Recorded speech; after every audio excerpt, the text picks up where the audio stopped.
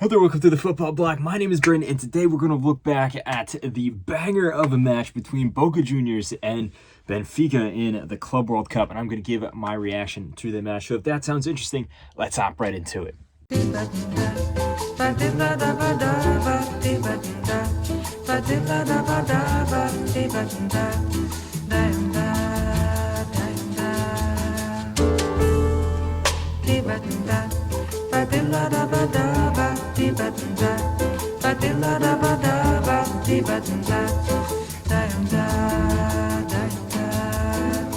Eu quis amar, mas tive medo e quis salvar.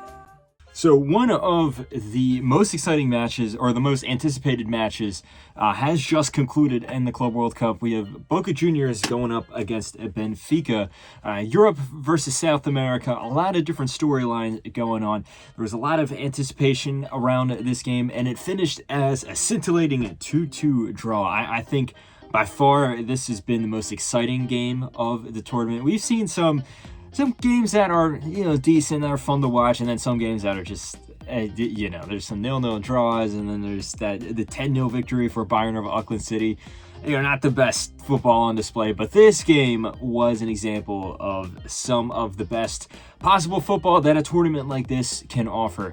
Benfica from Portugal, Boca Juniors from Argentina, two historic clubs, two clubs that at certain times in history had a claim to being the best team in the world. Right now, both teams have been falling away. They haven't really been anywhere close to that title, but they're still very talented teams. Very cool to see them going up against each other, especially since there's such an Argentine contingent of players in Benfica's squad. And as the game started out, it was very open. It was complete back and forth. You had chances on either side. Renato Sanchez had a chance that he really should have scored. But it was actually Boca Juniors, surprisingly, that opened the scoreline. Blanco nutmegged the defender and then sent in a beautiful cross to Merentiel, who tapped it in with a really cheeky finish. Next thing you know, it's 1-0 to Boca Juniors, and then the massive home crowd that Boca Juniors have. It feels like a home crowd. They're in Miami. There's all these Boca fans. I don't know if you saw the videos beforehand. They're hanging out on the beach. They really brought the party to this game. You felt the stadium shaking, and I think Benfica weren't expecting that. And also, it really invigorated the Boca players, and you can just see it in the way that they played. They were first to the 50-50 balls. They were, just bodying guys off the ball. They were playing with such aggression. Benfica didn't really have an answer for it, and in fact, it would be Boca that scored the next goal. It was off of a set piece. Battaglia scored a very good header, and Boca at this moment was flying. They were pinging balls across the field. They looked like they were going to score a third, maybe a fourth. But Benfica got a lifeline just at the end of the half. It looked to be a bit of a silly penalty, in my opinion.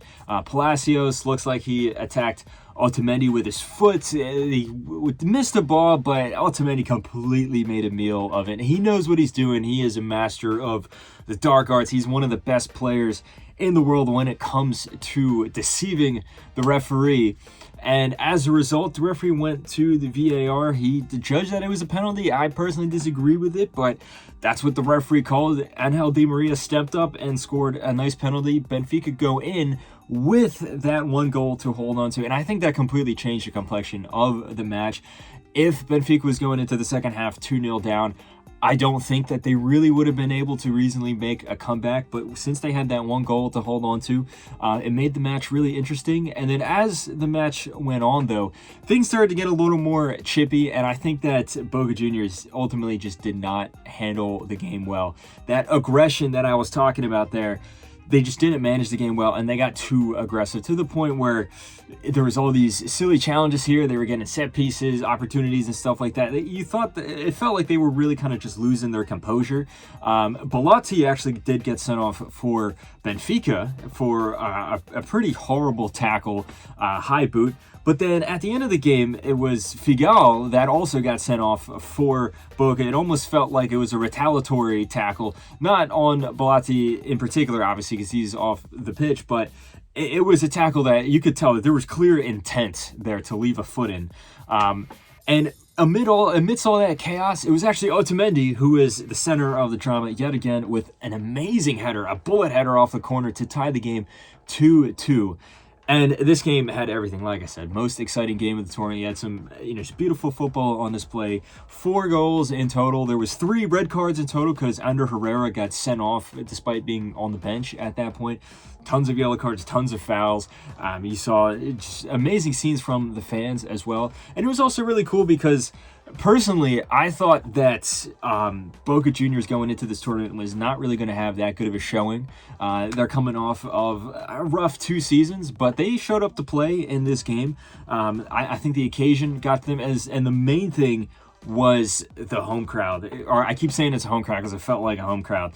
Just the traveling fans from Buenos Aires coming here, that really invigorated this Boca team, in my opinion. And it's going to make this group super interesting because the other 2 teams in this group is Bayern Munich and Auckland City. Now, I personally, if you watch the predictions video, I thought that Benfica was going to surprise everyone and top the group, and they still might. But judging by their performance here today, not that it was a bad performance, I don't think they'll have enough to defeat Bayern there. And then Boca Juniors, on the other hand, who knows? Maybe they can pull off an upset or something like that, but they need to hold on to that composure. They can't lose their mentality like they did at the end of this game. Because the points are shared between these 2 teams, I think unless one of these teams shocks Bayern Munich, it's really going to be, unfortunately, who beats up on Auckland City more so. Who scores more against these poor guys from New Zealand. That is going to be who realistically joins Bayern Munich in the knockout stage. But anyway, guys, let me know what you thought of this game. Did you enjoy it as much as I did? Because this has been the most fun I've had with this tournament so far. Type all your comments in the comment section below. Don't forget to like and subscribe. Share this video with a friend. Follow the Football Bloc on social media. But anyway, guys, my name is Brandon, and this has been the Football Bloc. I hope you have a nice rest of your night. Ba-da-ba-da-ba, dee-ba-da-da.